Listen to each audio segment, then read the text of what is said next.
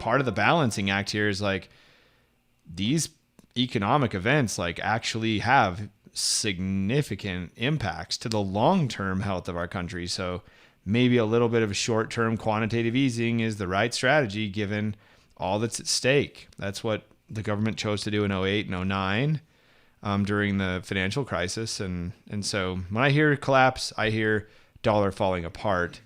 And I don't really hear anyone like talking about that. Like if you'll get this week, there's articles in the Wall Street Journal, articles in The Economist, articles in the New York Times on fears about inflation and fears about a devaluing dollar due to this. And that's very reasonable. Like unfortunately, that's just the nature of like what happens when you go through a crisis and you're trying to avoid, a deeper recession or even a depression. It's a risk you're willing to take. You're like, I'll handle a little bit of currency, depression or currency decline.